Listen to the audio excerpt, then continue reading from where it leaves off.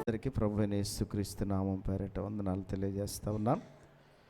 చదవబడినటువంటి కీర్తన భక్తుడైనటువంటి ఆసాఫ్ గారు రాసినటువంటి కీర్తన ఇది. ఈ కీర్తనలో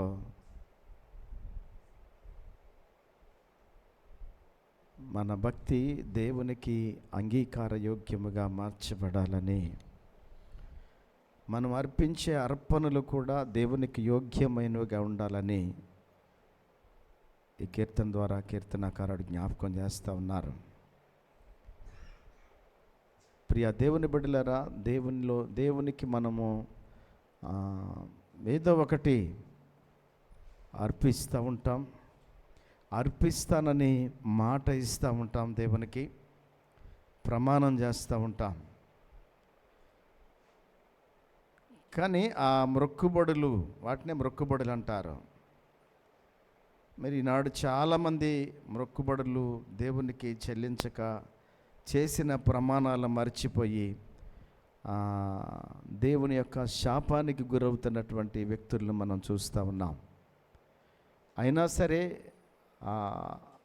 వారి యాటిట్యూడు మారటం లేదు.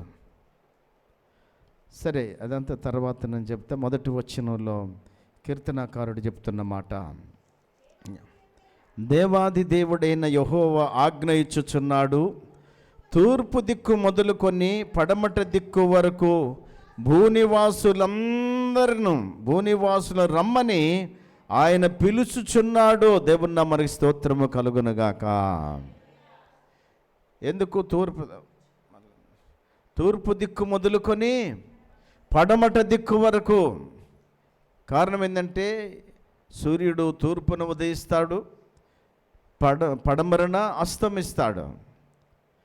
కాబట్టి ఈ భూమి మీద ఉన్నటువంటి సమస్త ప్రజలందరినీ కూడా ఆయన పిలుస్తూ ఉన్నాడని చెప్తా ఉన్నాడు కీర్తనాకారుడు. ఎందుకు పిలుస్తూ ఉన్నాడు ఆయన? ఎందుకు పిలుస్తూ ఉన్నాడు ఆయన? అమ్మా, ఎందుకు పిలుస్తూ ఉన్నాడు ఆయన? యెషయా భక్తుడు రాస్తా ఉన్నాడు, మొదటి అధ్యాయం 18వ వచనములో. యెషయా గ్రంథం మొదటి అధ్యాయము 18వ వచనంలో ఒక మాట రాస్తా ఉన్నారు, రండి మన వివాదము తీర్చుకొందము, రక్తము వలె ఎర్రని వైనను అవి హిమము వలె తెల్లబడును. దేవుని నామమునకు స్తోత్రము కలుగునుగాక. ఎందుకు పిలుస్తా ఉన్నాడు ఆయన? అమ్మా, ఏంటి వివాదము? ఆజ్ఞాతిక్రమము, పాపము వలన వచ్చిన జీతము మరణము. పరిశుద్ధంగా ఉన్నటువంటి మానవుడిని ఒక అవిధేయత పాపిగా మారిస్తే, రక్తము వలె ఎర్రగా మారిపోయినటువంటి నీ పాప జీవితాన్ని మరలా తెల్లగా, హిమము వలె తెల్లగా మార్చుకోవటానికి నా దగ్గరికి రమ్మని పిలుస్తూ ఉన్నాడు. ప్రియ దేవుని బిడ్డలారా, ఒకప్పుడు భయంకరమైనటువంటి పాపములో, శాపములో మనం జీవించినటువంటి మనల్ని ఆయన పిలిచాడు. మనల్ని వాక్యం ద్వారానో, సేవకుల ద్వారానో, తోటి విశ్వాసుల ద్వారానో, ఎవరి ద్వారానో దేవుని మాట విన్నావు. దేవుని మాట విని దేవుని సన్నిధికి వచ్చావు. ఈరోజు పరిశుద్ధంగా జీవించటానికి తీర్మానం చేసుకొని ముందుకు సాగుతూ ఉన్నావు. దేనికి పిలుస్తూ ఉన్నాడు ఆయన? నీ పాపములను, వివాదం అంటే అదే, నీ పాపములు రక్తము వలె ఎర్రని వైనను వాటిని హిమము కంటే తెల్లగా మార్చుకోవడానికి రమ్మని చెప్తా ఉన్నాడు. ఏ అవిధేయతో, ఏ బలహీనతో, ఏ పాపమో ఒకవేళ నిన్ను, తెల్లగా ఉన్న నిన్ను ఎర్రగా మార్చేసిందేమో, దాన్ని మార్చుకోవడానికి, నీ జీవితాన్ని, నీ పాప జీవితాన్ని పరిశుద్ధంగా మార్చుకోవడానికి ఆయన రమ్మని పిలుస్తూ ఉన్నాడు. దేవుని నామమునకు స్తోత్రము కలుగునుగాక. ఇంకొక చోట కూడా ఇదే భక్తుడు జ్ఞాపకం చేస్తూ ఉన్నాడు. 55వ అధ్యాయం 3వ వచనంలో యెషయా భక్తుడు రాసినటువంటి మాట, చెవియొగ్గి నా యొద్దకు రండి, అయ్యా మీరు వినిన ఎడల బ్రతుకుదురు, నేను మీతో నిత్య నిబంధన చేసేదను, దావీదునకు చూపిన శాశ్వత కృపను మీకు చూపుదును. దేవుని నామానికి స్తోత్రము కలుగునుగాక. మళ్ళీ ఎందుకు రమ్మంటా ఉన్నాడు, ఎందుకు పిలుస్తా ఉన్నారు రమ్మని అని అంటే, ప్రియ దేవుని బిడ్డలారా, మనం ఏ స్థితిలో ఉన్నామట? చదువయ్యా మళ్ళొకసారి. మీరు వినిన ఎడల బ్రతుకుదురు. చచ్చిన స్థితిలో ఉన్నటువంటి మనల్ని, పాపముల చేత అపరాధముల చేత చచ్చిన స్థితిలో ఉన్న మనల్ని ఆయన పిలుస్తూ ఉన్నాడు. ఎందుకంటే బ్రతికించడానికి పిలుస్తూ ఉన్నాడు. ఆ జీవము లేని స్థితిలో నుంచి మనల్ని జీవము కలిగినటువంటి వారిగా మార్చడానికి, బ్రతికించటానికి పిలుస్తూ ఉన్నాడు. అంటే ఇప్పుడు బ్రతికే ఉన్నాం, ఈ బ్రతుకు కాదు, ఈ బ్రతుకు తదనంతరం. ఇది శారీరకంగా మనం బ్రతుకుతా ఉన్నాం, కానీ ఆత్మీయంగా మనము చచ్చిన స్థితిలో ఉన్న ఆత్మను బ్రతికించుకోవడానికి దేవాది దేవుడు రమ్మని పిలుస్తూ ఉన్నాడు. బ్రతికించి ఏం చేస్తాడట ఆయన? దావీదునకు చూపినటువంటి శాశ్వతమైన కృపను నీకు చూపించటానికి ఆయన పిలుస్తూ ఉన్నాడు. దేవుని నామానికి స్తోత్రము కలుగునుగాక. ఏ కృపట? శాశ్వతమైన కృపతో నీకు చూపించడానికి ఆయన పిలుస్తూ ఉన్నాడు. నా ప్రియ దేవుని బిడ్డలారా, ఆయన పిలవటం వెనక ఉద్దేశం, ఈరోజు అనేక మందిని పిలుస్తూ ఉన్నారు, అనేక రకాలైనటువంటి ఆ ప్రలోభాలు పెట్టి మనల్ని పిలుస్తూ ఉన్నారు. కానీ దేవుడు పిలిచే ఉద్దేశం ఏంటంటే, ఆయన మొదటిగా మన పాపముల నుంచి పరిశుద్ధంగా మార్చడానికి పిలుస్తూ ఉన్నాడు. రెండవదిగా దేనికి పిలుస్తూ ఉన్నాడట? అమ్మా, చచ్చిన స్థితిలో ఉన్న మనలని జీవములోకి నడిపించడానికి. ఆ జీవము ఎలాంటి జీవమట? శాశ్వతమైనటువంటి. దావీదుకు ఏ రీతిగా శాశ్వతమైన కృపను చూపించాడో, క్రీస్తు పూర్వం 700 సంవత్సరాల క్రితమేమో ఆయన 1000 సంవత్సరాల క్రితం పరిపాలన చేశాడు. కానీ ఈరోజు 3000 సంవత్సరాలు, సుమారు 3000 సంవత్సరాలైనా సరే దావీదును తన వంశాన్ని దేవుని కృప విడిచిపెట్టలేదు. అలాంటి శాశ్వతమైన కృప చేత నిన్ను నింపటానికి ఆయన రమ్మని పిలుస్తున్నాడని కీర్తనాకారుడు జ్ఞాపకం చేస్తూ ఉన్నాడు. నూతన నిబంధనలో కూడా ఆ కీర్తనాకారుడు మత్తయి భక్తుడు 11వ అధ్యాయం 28వ వచనములో, ప్రయాసపడి భారము మోసుకొనుచున్న సమస్త జనులారా నా యొద్దకు రండి, నేను మీకు విశ్రాంతినిస్తాను. దేవుని నామానికి స్తోత్రము కలుగునుగాక. ఎందుకు పిలుస్తూ ఉన్నాడట? విశ్రాంతి. ఈరోజు చాలామంది నాకు రెస్ట్ లేదని అంటూ ఉన్నారు. విస్తారమైన పనులను బట్టి, విస్తారమైనటువంటి సమస్యలను బట్టి నెమ్మది లేకుండా బ్రతుకుతూ ఉన్నారు ఈరోజు అనేక మందిని. సమాధానం లేకుండా బ్రతుకుతూ ఉన్నారు ఈరోజు అనేక మందిని. దేవాది దేవుడు అంటా ఉన్నాడు, ఏ ప్రయాసతో, ఏ భారము చేత నలిగిపోయి విశ్రాంతి లేకుండా విసుగు చెందుతూ ఉన్నావో, నా ప్రియ దేవుని బిడ్డ, దేవుడు నిన్ను పిలుస్తూ ఉన్నాడు. దేనికట? నీకు విశ్రాంతినివ్వటానికి. ఏ పరిస్థితిని బట్టి విశ్రాంతిని కోల్పోయావో, ఏ పరిస్థితిని బట్టి సమాధానాన్ని కోల్పోయావో, ఏ పరిస్థితిని బట్టి నెమ్మదిని కోల్పోయావో, ఆ కోల్పోయినటువంటి ఆ స్థితిని మరలా తిరిగి దేవుడు నీకు అనుగ్రహించటానికి ఆయన రమ్మని పిలుస్తూ ఉన్నాడు. ఇందుట్లో ఏమైనా భారం ఉందా? ఇది ఏమన్నా కష్టతరమైందా? ఏమని అంటున్నాడు ఆయన? పిలుస్తూ ఉన్నాడు రమ్మని. కానీ ఈరోజు చాలామంది ప్రపంచంలో అత్యధికులు ఈ మాట నమ్మటం లేదు, ఈ విశ్రాంతిని పొందటానికి రావటం లేదు, ఈ నెమ్మది పొందటానికి ఇష్టపట్టల్లా. ఈ విశ్రాంతిని, ఈ నెమ్మదిని, ఈ సమాధానాన్ని, ఈ సంతోషాన్ని లోక సంబంధమైనటువంటి వాటి మీద ఎత్తుక్కుంటా ఉన్నారు. లోకములో ఉన్నటువంటి ధనధాన్యాల మీద, లేకపోతే లోకంలో ఉన్నటువంటి ఈ లోక సంబంధమైనటువంటి పాప సంబంధమైన కార్యాల్లో విశ్రాంతిని ఎత్తుక్కుంటున్నారు. కానీ దేవుడిచ్చేటువంటి నిత్య విశ్రాంతిని చాలామంది ఇష్టపట్టలేదు. నా ప్రియ దేవుని బిడ్డ, ఈ ఉదయకాల సమయంలో దేవుడు మనల్ని పిలుస్తూ ఉన్న ఉద్దేశం ఏంటంటే, పాపములో ఉన్న మనల్ని పరిశుద్ధంగా మార్చడానికి పిలుస్తూ ఉన్నాడు. మరణానికి లోనైన మనల్ని జీవానికి నడిపించడానికి, శాశ్వతమైన కృపను చూపించడానికి అని పిలుస్తూ ఉన్నాడు. ప్రయాసలతో భారముతో అలసి సొలసి ఉన్న మనల్ని విశ్రాంతి లేకుండా బ్రతుకుతున్న మనకు విశ్రాంతినివ్వటానికి పిలుస్తూ ఉన్నాడు. వస్తావా ఆయన దగ్గరకు? ఇస్తావా నీ హృదయాన్ని ఆయనకు? నా ప్రియ సహోదరి సహోదరుడా, ఈ ఉదయకాల సమయంలో ప్రభువు మనల్ని పిలుస్తూ ఉన్న ఉద్దేశం అదే. అంతేకాదు, పిలువబడినటువంటి మనమేం చేస్తా ఉన్నాం? 14 వచ్చిన చదవండి. పిలువబడినటువంటి మనం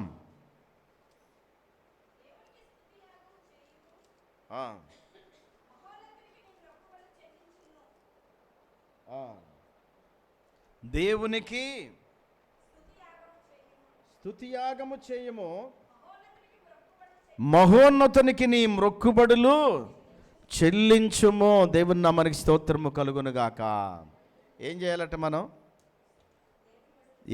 ఎందుకు పిలుస్తూ ఉన్నాడు? మనల్ని ఎందుకు పిలిచాడు ఆయన?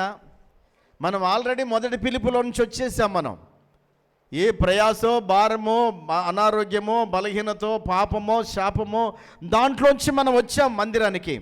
దేవుని సన్నిధికి వచ్చాం, ఆయన బిడ్డలుగా అంగీకరించబడ్డాం, ఆయన బిడ్డలుగా మనం కొనసాగుతూ ఉన్నాం.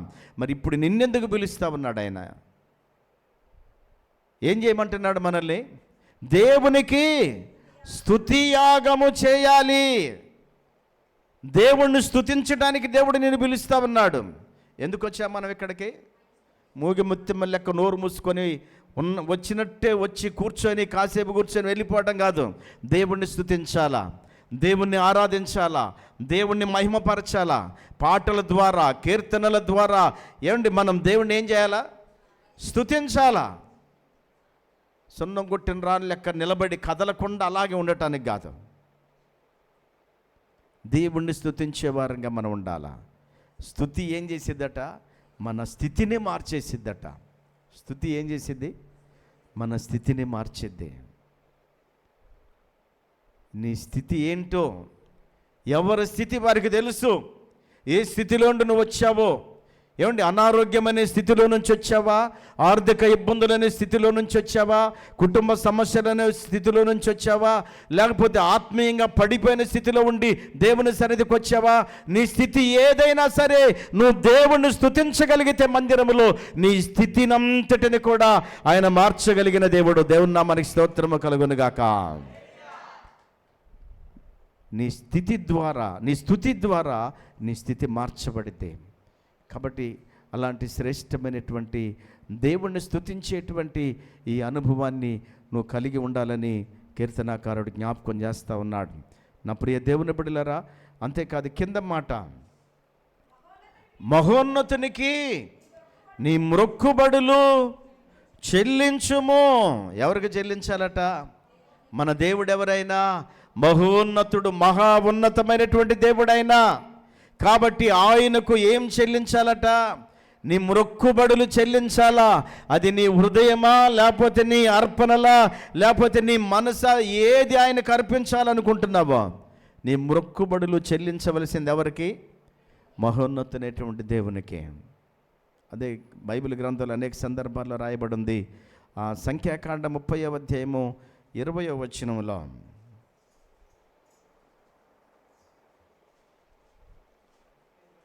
30వ అధ్యాయము 2వ వచనం. అయ్యా, ఇది యెహోవా ఆజ్ఞాపించిన సంగతి. ఒకడు యెహోవాకు మొక్కుకొని ఎడల, లేక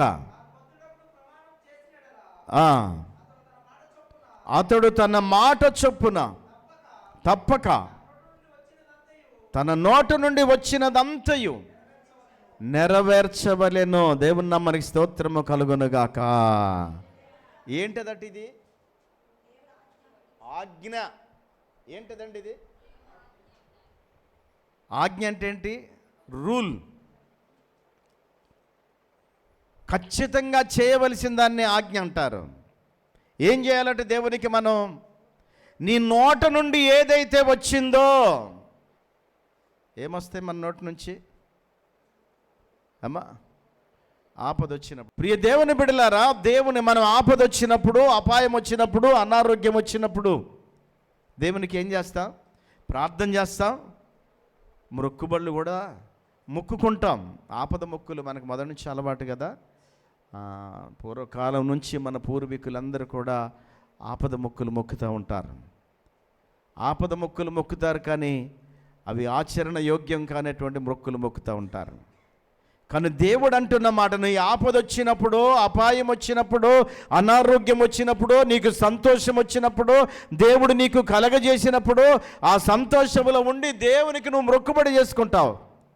దేవా, నాకు ఇది ఇచ్చినందుకు, ఈ పరిస్థితిలోంచి నన్ను విడిపించినందుకు వందనాలని చెప్పి, ఇది విడిపిస్తే నువ్వు ఇది చేస్తే నేను ఇది చేస్తా అంటంగా.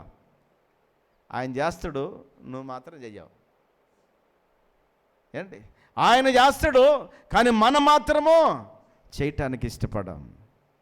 దేవుడు అంటూ ఉన్నాడు, నీ నోట నుండి ఏదైనా దేవుని సన్నిధిలో నువ్వు మొక్కుబడి చేసుకుంటే ఖచ్చితంగా అది చెల్లించాలి. నా మాట కాదు, వాక్య భాగంలో ద్వితీయోపదేశకాండం 12వ అధ్యాయము 6వ వచనం ఒకళ్ళు, 16వ వచనం ఇంకొకరు చదవండి.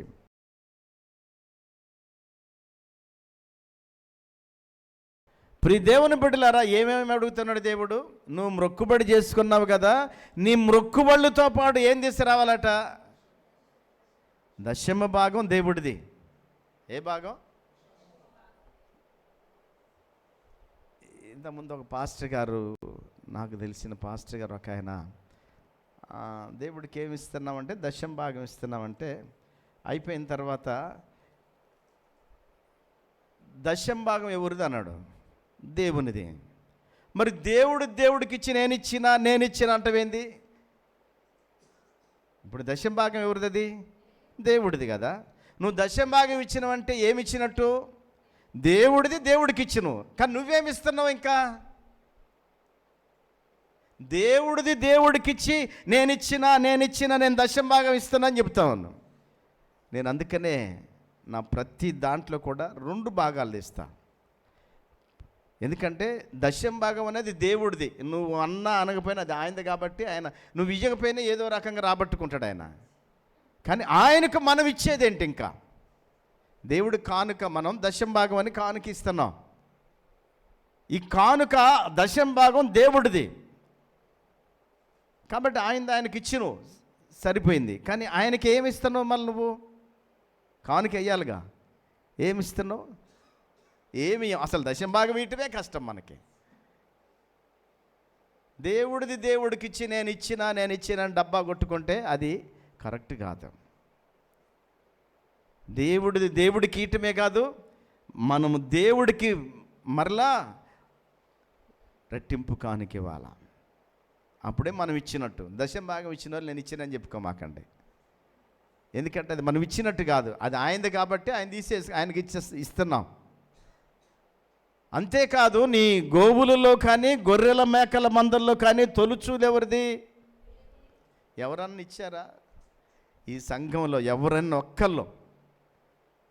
ఏమా, మీ గేదెలు ఉన్నాయి, గేదె ఈయన తర్వాత ఫస్ట్ ఎవరిది? దేవుడిదేనా? మరి ఎందుకు ఇట్లా? ఏమా, అనంతగిరి రోడ్లో ఒక చర్చి ఉంది, జంగిరి మంద ఉన్నట్టు ఉంటాయి ఆడ గొడ్లు మేకలు. నిజంగా అండి, వాళ్ళు ఆ సంఘం వాళ్ళు ఖచ్చితంగా పాటిస్తారు.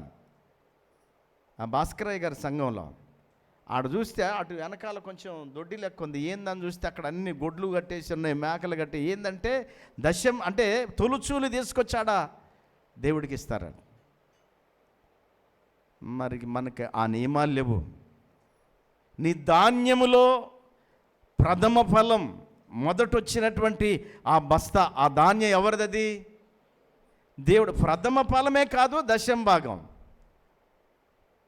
ఎవరన్నా పంటలు పండే వాళ్ళు ఒక బస్తా వడ్లు ఎవరో ఒకళ్ళిద్దరు వేసేవాళ్ళు, ఇప్పుడు అవి కూడా పోయినాయి. ఏంటి కొన్ని మందిరాల్లో అయితే ఎందుకు అవి అంటే, మనం ఈ మందిరం ద్వారా కార్యక్రమం, మొన్న సావుకుల మీటింగ్ జరిగింది. కొందరు బిడ్డలు సహకరించారు. సావుకులకి చక్కగా భోజనం పెట్టాం. దాని ద్వారా చిన్నపిల్లల పరిచర్య గురించి వివరించడానికి అవకాశం ఇచ్చాం. రేపు 25, 26 తారీఖుల్లో మరలా మన మందిరంలోనే విజయనగరం నుంచి ఒక సావుకుడిని పిలిచాం. అని చాలా మంచి స్పీకర్ అని విన్నాను. నాకు ఆయన ఎవరో తెలియదు, కానీ ఆయన మన కొండపల్లి మండలంలో సావుకులు హుజూర్ నగర్లో ఆయన మీటింగ్ పెడితే వెళ్ళి చాలా ఆయన గురించి బాగా చెప్పారు. చెప్తే మరి మన ప్రాంతానికి కూడా పిలవరాదంటే ఎవరు ధైర్యం చేయట్లా. సరే నేను పిలుస్తాను అయ్యగారిని, మా దగ్గర ఏర్పాటు చేద్దాం. ఒక్కరోజు అని నేను అనుకుంటే ఆయన 2 రోజులు పెట్టాలట. సరే, నేను అనుకున్న ఆలోచన మీకు ఇంతవరకు చెప్పలేదు. ఆ మొదటి రోజే పాస్టర్స్ మీటింగ్ పగలైపోతే రాత్రి ఆ మీటింగ్కి ఇక మనం ఎట్లాగో ఈ నవంబర్ 25 నుంచి సెమీ క్రిస్మస్లు ప్రారంభమైతే కదా, సాయంత్రం పూట సెమీ క్రిస్మస్ ఏర్పాటు చేద్దామన్న ఆలోచనతో నేను అనుకుంటున్నాను. మీ అందరూ ఓకే అంటే సెమీ క్రిస్మస్ వీలేదు, ఇక్కడ పైనే మనం సెమీ క్రిస్మస్ ఏర్పాటు చేయాలని నేను ఆయన ఆహ్వానించడం జరిగింది. ఆ 2 దినాలు చాలా ప్రాంతాల నుంచి నాకు ఫోన్లో, నేను వాళ్ళే పోస్టర్ తయారు చేసి వాట్సాప్లలో పెట్టారు. ఎక్కడో వినుకొండ నుంచి అంట, ఎక్కడో వెస్ట్ గోదావరి జిల్లాలో నుంచి, చాలా ప్రాంతాల నుంచి, హైదరాబాద్ ప్రాంతం నుంచి, తుంగతుర్తి ఏరియా నుంచి చాలామంది సేవకుల్లాగా ఫోన్ చేస్తూ ఉన్నారు. అయ్యగారు మేము రావాలనుకుంటున్నాం 2 రోజుల మీటింగ్కి, మాకు అకామిడేషన్ ఎట్లా ఇస్తారా, మరి మేము ఎక్కడుండాలి అని చెప్పేసి అడుగుతా ఉన్నా. అసలు నేను ఎవరో తెలియదు, వాళ్ళు ఎవరో తెలియదు, మరి ఆయనకు అంత ఫాలోయింగ్ ఉందనే సంగతి నాకు కూడా తెలియదు. ఎందుకంటే మరి విన్నోళ్ళు చెప్తా ఉన్నారు. ఆయన ఒక పోలీస్ డిపార్ట్మెంటు ఉద్యోగం అట్ట అయింది. మరి ఆయన గురించి కొంచెం మంచిగా వింటున్నాం కాబట్టి అలాంటి వారిని పిలిస్తే మన సంఘానికి కూడా పగలు సేవకుల మీటింగు, నైటు సంఘ మీటింగు పెట్టుకొని సంఘాన్ని కూడా బలపరుచుకోవాలన్న ఆలోచన కలిగి వారిని ఆహ్వానించాను. నాకైతే మరి సెలవు ఎలా ఉంటుందో తెలియదు. అయినా సరే ఏది ఏమైనా మాట అన్నాం కాబట్టి కొంచెం డ్రాప్ అయిద్దామని అనుకున్నాను. సరే, దేవుడే చూసుకుంటాడులే అని చెప్పేసి ఆయన మీద భారం వేసి ముందుకు సాగుతా ఉన్నాం. ప్రియ దేవుని బిడ్డలారా, ఆ 2 దినాల మీటింగ్కు మరి మీరందరూ కూడా ఆ 2 దినాలు నాతో కలిసి సహకరించాలని ప్రభు పేట మనవి చేస్తా ఉన్నాం. ఎందుకు ఈ దశమ భాగాలు ఇవన్నీ కూడా ప్రథమ ఫలాలు దేవుడు కోరుకుంటున్నాడు. ఇలాంటి కార్యక్రమాలు జరిగినప్పుడు మనం ప్రతిసారి అడగకుండానే ఏదన్నా ఇప్పుడు అలాంటివి ఉంటే ఆ దశమ భాగాలు లేకపోతే ఈ ధాన్యము ఈ అన్నీ మనం చెల్లించవలసినని ప్రభువుకి ఇస్తే అసలు ఎవరిని కూడా ఒత్తిడి చేయాల్సిన అవసరం ఉండదు. కారణం ఏమిటంటే సేవకుడు పోషించబడటమే కాదు, అంతకంటే ఎక్కువే ఉంటాయి. కాబట్టి ఎవరిని ఆశించకుండానే మనము సంఘ కార్యక్రమాలు, దేవుని సువార్తను ప్రకటించేటువంటి అవకాశం ఉంటుంది. కాబట్టి అవి దేవుడు అర్పించమని చెప్తా ఉన్నాడు. అంతేకాదు ప్రసంగి గ్రంథం 5వ అధ్యాయం 4వ వచనంలో కూడా ఒక మాట రాయబడి ఉంది. ప్రసంగి గ్రంథం 5వ అధ్యాయము 4వ వచనం, నీవు దేవునికి మొక్కుబడి చేసుకొని ఎడల దాన్ని చెల్లించుటకు ఆలస్యము చేయకము.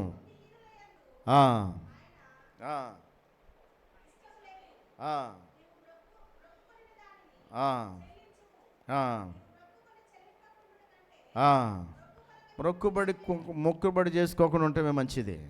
చాలాసార్లు మనం మొక్కుబడి చేసుకుంటాం దేవుని సన్నిధిలో, కానీ ఎందుకో అది కొంచెం గట్టెక్కిన తర్వాత మర్చిపోతాం. తర్వాత ఇవ్వచ్చులే అని అంటాం. అందుకని నేను చెప్తా ఉన్నాను, మన బిడ్డలు కూడా, యవ్వన బిడ్డలు, వాళ్ళు ఉద్యోగాలు చేసేటువంటి సాలరీ రాగానే మొట్టమొదటిగా మహేషే అది ప్రారంభించాడు.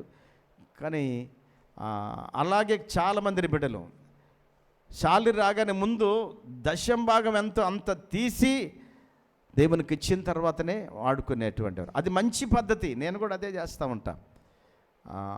నాకు సాలరీలో దశం భాగం ఇచ్చిన తర్వాత, దశం భాగం కాదు, నా ఈ 2 భాగాలు ఇచ్చిన తర్వాతనే నేను దాన్ని దేనికైనా వాడుకుంటా.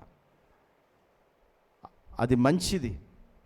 తర్వాత ఇద్దాంలే అంటే తర్వాత చాలా అవసరాలు ఉంటాయి, దేనికో ఒకదానికి వాడతాం, తర్వాత అవి పెగలవు. ఆ తర్వాత దేవుని దృష్టిలో అది పాపము. మొక్కుబడి మొక్కుబడి చేసుకొని చెల్లించకపోతే ఏమైద్దట? పాపం అయిద్దట.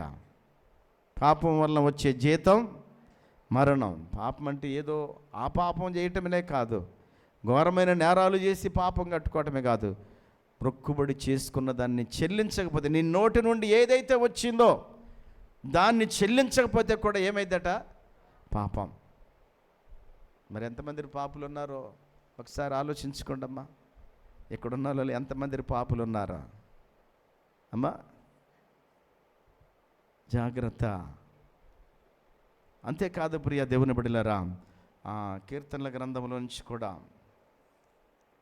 76వ కీర్తన 11వ వచనం. 76వ కీర్తన 11వ వచనం.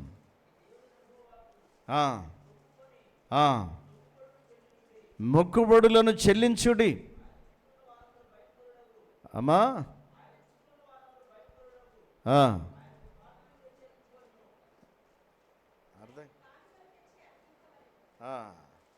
ఏం చేయాలంట? మనం ఆయనకు మొక్కుబడులు చెల్లించాలి. చెల్లించకపోతే పాపం అని దేవుని వాక్యం తెలియజేస్తూ ఉంది. ఆ చెల్లించేది ఎలా ఉండాలో లేవియాకాండంలో కూడా భక్తుడు రాస్తూ ఉన్నాడు. 22వ అధ్యాయము 18 నుంచి. లేవియాకాండం 18వ అధ్యాయము, లేవియాకాండం 22వ అధ్యాయం 18వ వచనం నుంచి. త్వరగా అమ్మా.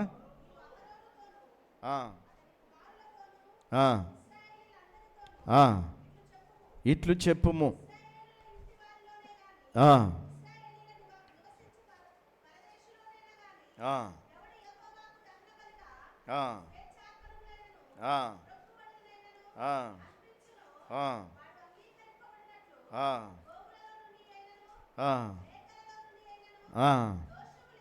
దోషము లేని, చాలండి. దేన్ని అర్పించాలి?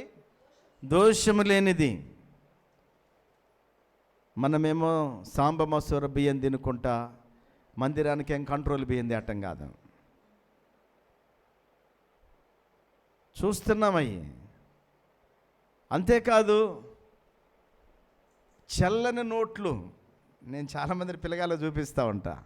కానుక డబ్బాలో చిరిగిపోయినాయి, కట్ అయిపోయినాయి, పూర్తి కట్ అయిపోయి అతుకుబెట్టినాయి, రంధ్రాలు పడ్డ చల్లని నోట్లు తీసుకొచ్చి కానుక డబ్బాలు వేస్తూ ఉన్నారు. అది ఎక్కడా జల్లవు కాబట్టి ఎక్కడన్నా చెల్లుతాయేమని. ప్రియ దేవుని బిడ్డలారా, దేవుడు చూస్తూ ఉన్నాడు. మనం అర్పించేటువంటి మొక్కుబడులు దోషము లేనిదై ఉండాలి. అది ఎంత మాత్రం కూడా కలంకమైనదిగా ఉండవద్దని. అంతేకాదు అక్రమంగా సంపాదించింది తీసుకొచ్చి కానుక డబ్బాలో వేయొద్దాం. ఏంటంటే అక్రమాలు చేసి లాభం సంపాదించి ఆ డబ్బులు తీసుకొచ్చి కష్టపడి నీ సంపాదనలో నుంచి, నీ కష్టములో నుంచి దేవునికి ఇవ్వాలా. అది నీకు ఆశీర్వాదం. కాబట్టి మనము మొక్కుబడులు చెల్లించాలని కీర్తనాకారుడైనటువంటి ఆసాపు గారు ఈ మాటలు రాస్తూ ఉన్నారు. మొక్కుబడులు చెల్లించకపోతే మనం బుద్ధిహీనులమని ఇందాక మనం చదువుకున్నాం ప్రసంగి గ్రంథం 5:4లో. బుద్ధిహీనులు అర్పించినట్లుగా అంటే మనం బుద్ధిహీనులమైతాం. బుద్ధి లేని వాళ్ళు అంటారుగా, చెల్లించినోడు బుద్ధి లేనోడట. అంతేకాదు ద్వితీయోపదేశకాండం 23వ అధ్యాయము 22-23 వచనాలు మనం చదివితే చెల్లించకపోతే ఏమైద్దాం చదవండి అన్నమాట. నీవు మ్రొక్కుకొనిన ఎడల నీ యందు ఆ పాపం ఉండదు, నీ పెదవుల నుండి బయలుదేరిన మాటను నెరవేర్చుకొని నీ దేవుడైన యెహోవాకు మ్రొక్కుకొనిన ప్రకారము స్వేచ్ఛార్పణను అర్పించవలెను.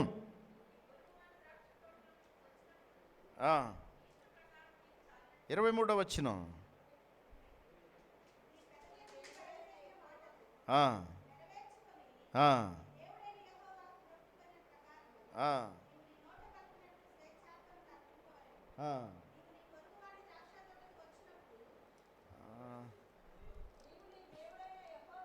ఆ, ఆ. ఆ మ్రొక్కుబడిని చెల్లించుట తడబు చేయకూడదు. నీ దేవుడైన యెహోవా తప్పక నీ వలన దాన్ని రాబట్టుకొనును, అది నీకు పాపమగును. పోయేది పోతనే ఉంది, మళ్ళీ ఏం మిగులుతుంది? పాపం మిగులుతా ఉంది. పోయేది పోతనే ఉంది, తప్పక రాబట్టుకుంటాడు. నువ్వు ఇయ్యకపోయినా అమ్మా, హాస్పిటల్లో అబ్బాయి వల్ల నష్టమో, భర్త వల్ల నష్టమో, ఏమ్మా, లేకపోతే ఎవడో ఒకడు మోసం చేసి ఏదో వస్తువు నీకు అంటగడితే దానివల్ల నష్టమో, ఖచ్చితంగా ఏదో ఒక రకంగా దేవుడు ఏం చేస్తాడట? రాబట్టుకుంటాడు. ఆయన వదిలిపెట్టాడు, ఎందుకంటే అది ఆయనది కాబట్టి. ఇప్పుడు పాస్టర్దే ఉంది, పాస్టర్కి అధికారం లేదు కదా, మీరు ఇస్తే తీసుకోవటం, కానీ దేవుడిది అది కాదుగా. నీ సంపాదనలో ప్రతిదీ కూడా 10వ వంతు దేవుడిదే. నువ్వు దేవుడికి ఇస్తే రెట్టింపు ఆశీర్వాదం పొందుకుంటావు. ఇవ్వకుండా నువ్వు ఖర్చు పెట్టుకుంటే దేవుడు దాన్ని ఎలాగైనా రాబట్టుకుంటాడు. కానీ నీ మీద ఏముంటుందట? నువ్వు పాపివనే నింద ఉంటుంది. ఎంతమంది ఉన్నారు ఈ పాపంలో అమ్మా? మరి మారండి. ఎందుకు పోయేది పోంగా మళ్ళా ఈ చెడ్డ పేరు ఎందుకు? పాపి అనే ముద్ర వేసుకోవటం ఎందుకు? ఏమ్మా, దశం భాగము ఎవరిది? దేవునిది. ఆయన దానికి ఇచ్చేస్తే కొంతన్న ఉపశమనం ఉంటుంది. ఎక్స్ట్రా ఇవ్వాలంటే అది నీ ఇష్టం. ఎక్కువ ఆశీర్వాదం కావాలంటే ఎక్కువగా ఇవ్వాలా ఏమండి? లేదు సరిపోద్దులే ఈ మాత్రం అని అనుకుంటే దశం భాగం వరకు సరిపెట్టండి. అది కూడా ఇవ్వకపోతే నువ్వు పాపివే. దశం భాగం ఈయన వాళ్ళందరూ కూడా పాపులే అని దేవుని వాక్యం తెలియజేస్తూ ఉంది. కాబట్టి ఇకనైనా మనం మారదాం. ఎంత భక్తి చేసి, ఎంత ప్రార్థన చేసి పాపి అని పేరు తెచ్చుకోవటం ఎందుకండి? అవసరం మనకిది? అమ్మా, మాట్లాడరే, నోరు బెగలటల్లా, నోర్లు రావటల్లా మాట్లాడడానికి. ఇలాంటి మాటలు మాట్లాడడం మనం. దేవుని చేత ఎట్లా మాట అనిపించుకోవటం మంచిదా? పాపి అని బిరుదు తెచ్చుకోవడం మంచిదా? ఇదేమన్నా మంచి బిరుదా? మరి ఎందుకు? మరి నువ్వు పొయ్యేది పోద్ది ఎలాగో, నువ్వు ఇయ్యకపోయినా, నువ్వేదో బిగబట్టుకున్నా అది ఎలాగో ఇంకొక రకంగా పోద్ది అది. కానీ నీకు మిగిలేది మాత్రం పాపి అనే ముద్ర. కాబట్టి ఆ ముద్ర వేయించుకోవద్దని ప్రభు పేరిట మనవి చేస్తూ ఉన్నాను. అంతేకాదు, సామెతల గ్రంథంలో సొలొమోను భక్తుడు కూడా ఒక మాట రాస్తూ ఉన్నారు. 20వ అధ్యాయము, సామెతల గ్రంథం 20వ అధ్యాయం 25వ వచనం. వివేచింపక మ్రొక్కుకొనిన తర్వాత దాన్ని గూర్చి విచారించుటయు ఒకనికి ఏమైద్దట? ఉరి ఏమైద్దట? విచారించడం అంటే అనవసరంగా అన్నానే, ఇంత ఇయటం అవసరమా? ఇది ఈ డబ్బులు పెడితే ఇంకేదన్నా వచ్చింది ఇంట్లోకి, ఇలా నువ్వు అనుకుంటే అదేమైద్దట? నీ మెడకు ఉరైద్ది. ఉరి పెడితే ఏం చేస్తావు? చస్తావు. చాలా మీకు ఈ విషయాలు తెలియట నేను, ఎందుకంటే ఇంత లోతుగా చెప్పితే ఈ అయ్యగారు దశం భాగాల గురించి చెప్తుండే అనుకుంటారని నేను మాట్లాడలేదు. కానీ ఇప్పుడు సందర్భం వచ్చింది కాబట్టి ఆ కీర్తన, ఆ వాక్యం 14వ వచనం నుంచి బోధించాలి కాబట్టి చెప్తా ఉన్నా. కాబట్టి అది విచారిస్తే ఏమైద్దట? ఉరి. జాగ్రత్త. ఆ భయంకరమైన పరిస్థితి నీ జీవితంలో ఎదురు కాకముందే నీవు దేవునికి మ్రొక్కుకున్న మ్రొక్కుబడులు, దశమ భాగాలు, ప్రథమ ఫలాలు, ప్రతిష్టార్పణలు సమర్పించుకుంటే మంచిదని ప్రభు పేరిట మనవి చేస్తూ ఉన్నాను. దేవుని నామమునకు స్తోత్రము కలుగునుగాక. హల్లెలూయా. బైబిల్ గ్రంథంలో అనేక మంది భక్తులు మ్రొక్కుబడులు చెల్లించినటువంటి వారు ఉన్నారు. చూడండి, 1 సమూయేలు గ్రంథం 1వ అధ్యాయం 10-12 వచనాల్లో ఒక సహోదరి మొక్కుకుంటా ఉంది. ఆ తల్లిగారు చదవండి అన్నమాట. 1 సమూయేలు గ్రంథం 1వ అధ్యాయము 10, 11, 12 వచనాలు. సైన్యములకు అధిపతి అయిన యెహోవా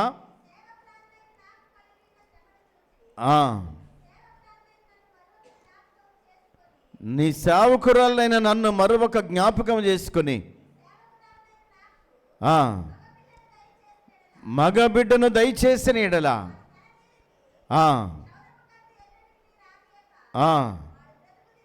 వాడు బ్రతుకు దినములన్నిటను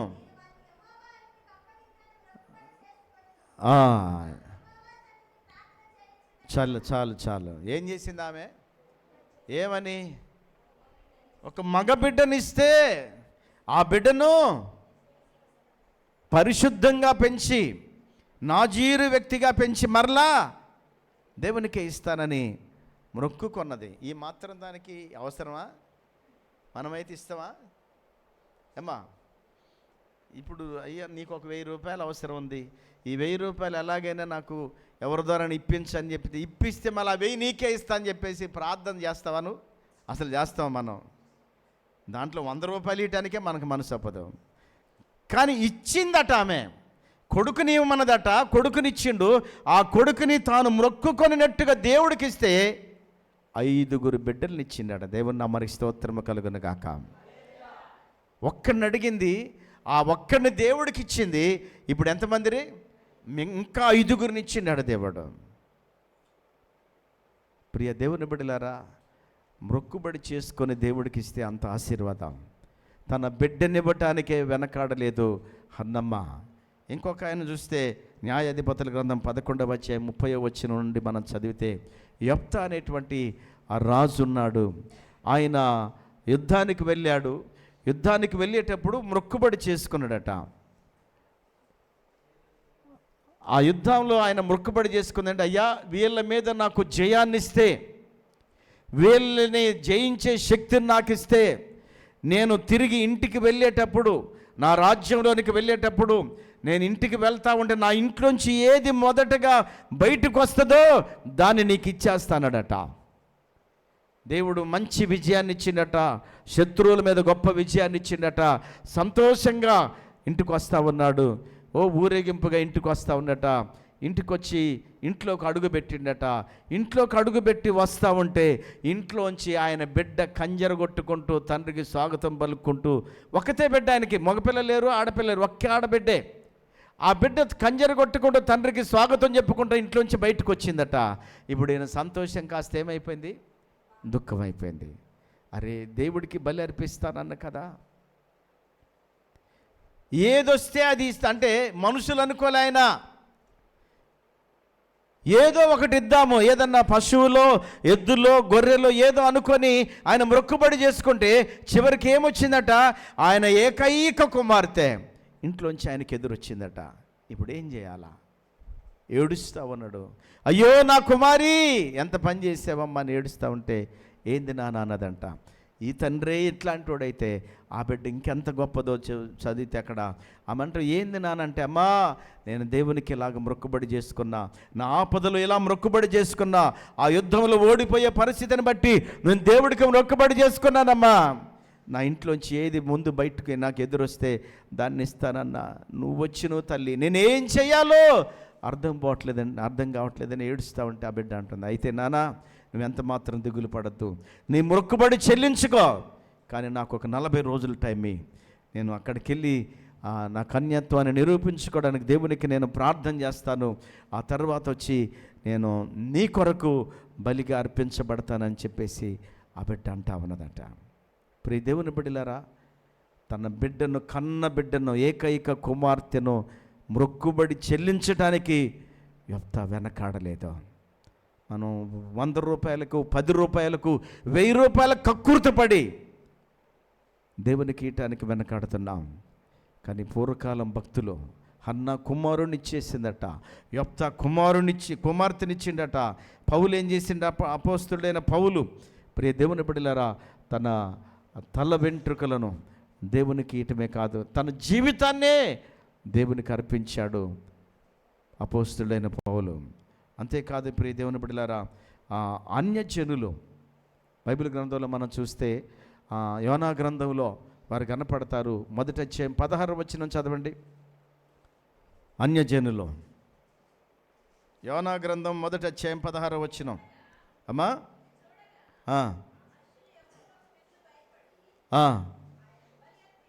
ఆయనకు బలి అర్పించి అమ్మా మ్రొక్కుబడులు చేసిరి. ఎవరట వారు? దేవుడంటే ఎరగనటువంటి వారు. యోనాను బట్టి తెలిసిందట, నేను జీవము కలిగిన దేవుని సావుకునని. వాడు అడుగు భాగాన పోయి పడుకొని వాళ్ళు పోయి లేపి పట్టుకుంటే ఎత్తి సముద్రంలో వేసేటప్పుడు నన్ను సముద్రంలో పడేయమని యోనా చెబుతూ ఉంటే తప్పదన్నట్టుగా వాళ్ళు వేసారట. అప్పుడు ఆ వాడ మీదకి వచ్చిన తుఫాను ఆగిపోయిందట. ఆ పరిస్థితిని చూసి వాళ్ళు యెహోవాకి ఏం చేశారట? మొక్కుబడులు చెల్లించారు. ఎవరిల్లు? దేవుడంటే తెలియనటువంటి అన్యులు వారు మొక్కుబడులు చేస్తూ ఉన్నారండి. చాలామంది మన హైందవ సోదరులు దేవుడికి ఏదైనా అంటే చాలా నమ్మకంగా ఇస్తారండి. చాలా అది పాపమని వాళ్ళకి తెలిసింది, కానీ దేవుడిని ఎరిగిన నీకు తెలియటల్లా. దేవుడికి మొక్కుబడి చేసుకొని అర్పించకపోతే పాపం అనే విషయం నీకు తెలియట్లా. దేవుడిని వాక్యం తెలిసిన నీకు, వాక్యం తెలియని అన్యులు మొక్కుబడి చేసుకుంటే ఖచ్చితంగా వాళ్ళు దేవునికి చెల్లిస్తారు. ఒకప్పుడు నువ్వు చేసిన దానివే, కానీ ఇక్కడికి వచ్చిన తర్వాత ఏమండి అప్పుడేం దుబారా దెయ్యం పట్టింది, ఇప్పుడేం పిసినారి దెయ్యం పట్టింది. కాబట్టే ఒకళ్ళు చూసి ఒకళ్ళు ఇంకా మారిపోతున్నారు. అమ్మా ఇచ్చేవాళ్ళు కూడా వాళ్ళందరూ ఇట్లా నేను ఒక్కదాన్ని ఇస్తే ఏది నేను ఎందుకు ఇవ్వాలా, వాళ్ళందరూ ఇయ్యండి అని పోటీతత్వం వచ్చి నీ ఆశీర్వాదాన్ని కూడా నువ్వు కోల్పోతావన్నావు. జాగ్రత్త. మొక్కుబడుల విషయంలో మనం చాలా కఠినంగా ఉండకపోతే మంచిది కాదు. దావీదు అంటా ఉన్నాడు 22వ కీర్తన 25వ వచనం. చివరిగా చదవండి అన్నమాట.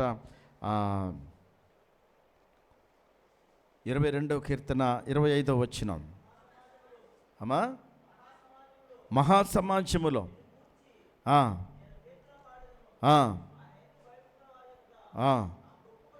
నా మొక్కుబడులు చెల్లించెదను. ఎవరు? దావీదు భక్తుడు. ఏం చెల్లించిందట? మనం 2వ సమూయేలు గ్రంథంలో చూస్తే 11 లక్షల మేలిమి బంగారం మనుగుల 11 లక్షల మనుగుల మేలిమి బంగారాన్ని దేవుని మందిరానికి ఇచ్చిండట. 22 లక్షల మనుగుల వెండిని దేవుని మందిరానికి ఇచ్చిండట. ఇంకా ఎన్ని కింటాలు, ఎన్ని టన్నుల ఇత్తడో, ఎన్ని టన్నుల ఇనుమో, ఇలాగ దేవుని మందిరాన్ని నిర్మించడానికి ఎన్ని లక్షలట? 11 లక్షల మనుగుల్లో. ఈరోజు మనం తులాల్లో దూసుకోవటమే మనకు చాలా కష్టమవుతుంది, కానీ ఆయనట మనుగుల్లో అంటే కింటాలలో దూసిండట ఆయన. 11 లక్షల కింటాల మనుగుల బంగారాన్ని, 22 లక్షల మనుగుల వెండిని దేవుని మందిరానికి ఇచ్చాడట దావీదు. మరి మనమేమి ఇస్తున్నావు దేవుని మందిరానికి? దేవుడు నిన్ను మొత్తక ముందే నీ మొక్కుబడి చెల్లించుకుంటే మంచిదని ఈ వాక్యం ద్వారా దేవుడు తెలియజేస్తూ ఉన్నాడు. ఇవ్వకపోతే ఏం చేస్తాడు దేవుడు? అమ్మా రాబట్టుకుంటాడు. నీకు పాపం అనే పాపి అనే బిరుదు మిగిలిద్ది. అంతేకాదు మొత్తే అవకాశం కూడా ఉంది. మొత్తకు ముందే మొక్కుబడులు చెల్లించుకొని ప్రభు పాదాలు పట్టుకొని ప్రార్థన చేస్తే మంచిదని ప్రభు పేట నేను జ్ఞాపకం చేస్తూ ఉన్నాను. దేవుడి మాటలు దీవించునుగాక.